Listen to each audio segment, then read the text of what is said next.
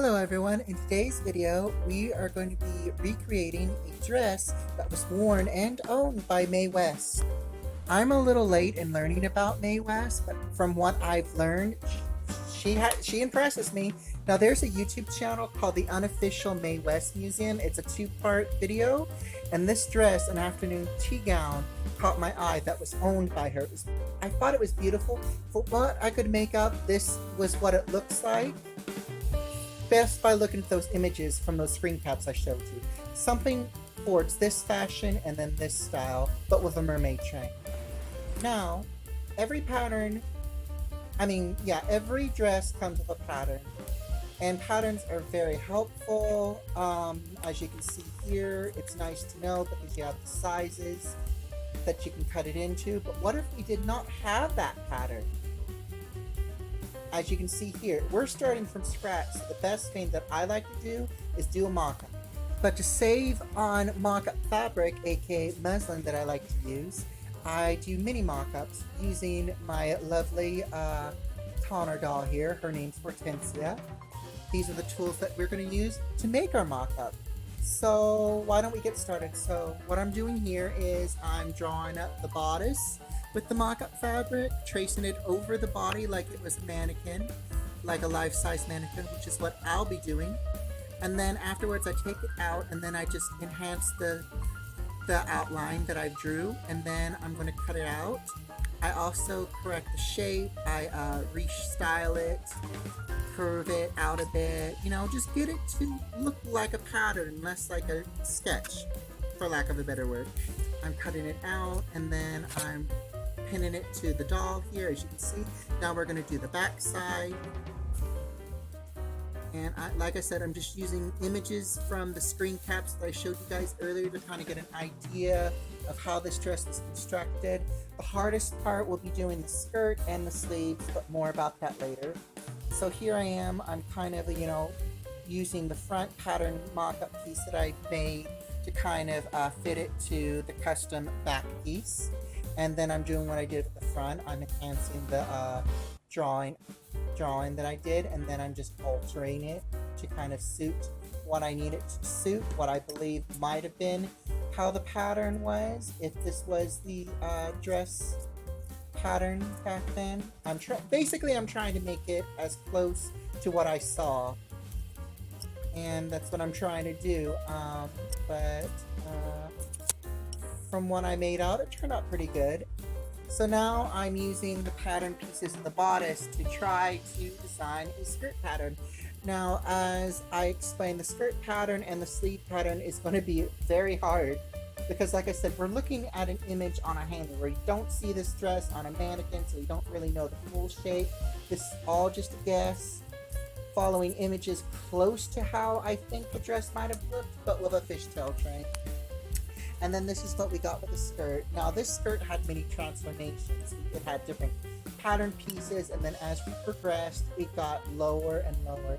And then I decided to add a split for a board. And later on, I add more board parts. So here I am, I'm pinning an extra piece of mock-up fabric to the split area so I can make the board pattern piece. Then after tracing it out, I cut it out with some modesty, with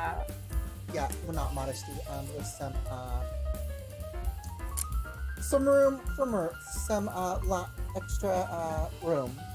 So when I sew it together, it's not taken in than it was. I can't even talk today, I apologize, you guys. So here I am, I'm coming up with the sleeves. I'm trying to come up with a sleeve design. And this was hard. I had to recut it, restyle it. Excuse the cell phone notification. Excuse it again, I apologize. So we're cutting out the sleeve that we've made, and we're going to give it a try. We're going to shape it up a little bit more, lay them out. We made them a little bit large for gathering. Now we're just designing more pattern pieces. Now now later on, these pattern pieces didn't really matter. I made a little extra more than I needed, and like I said earlier. Next, we did the fishtail, and we're making more extra pattern pieces that we later on realized we do not need for this dress. In fact, I was kind of glad that we didn't need that many pieces, because visualizing making this dress with about, I think it started out with 14 pieces, and then it went down to 10 simple pieces, I believe, with some alterations with the mermaid train piece. And I believe this is the piece that we're making right now, is the mock-up pattern piece for the mermaid train. Putting it together, and then here they are. This is the first version of the pattern. As I said earlier, we need a lot of extra pieces. Like here is more the upper skirt that we ended up not needing, and me gathering it up, because my plan was to gather it all up and just sew it. Here it is in full, and then here is the final pattern piece. Very less than we had done earlier. It turned out really nice, and I found this out when I started sewing it up, that I didn't need much pattern pieces, which is why some of this is already sewn up, which I did off camera. So our next plan is to sew the new boards into the new slashed areas. It will extend the lower skirt a bit, make it more flowy at the bottom. Here is the skirt sewn up, and then we are about to sew the back part of the train, which also serves as the back piece of the dress. So the train is separate, but then at the upper part it fuses to the back of the skirt. We found out later that we had to make this into two pieces, a back piece, and then we attached the train to the upper and lower half of the skirt. And then here is Hortensia in the mock-up. Now, when we make the actual dress, the skirt will be a little bit longer, the train will also be a little bit longer. I will raise the back a bit.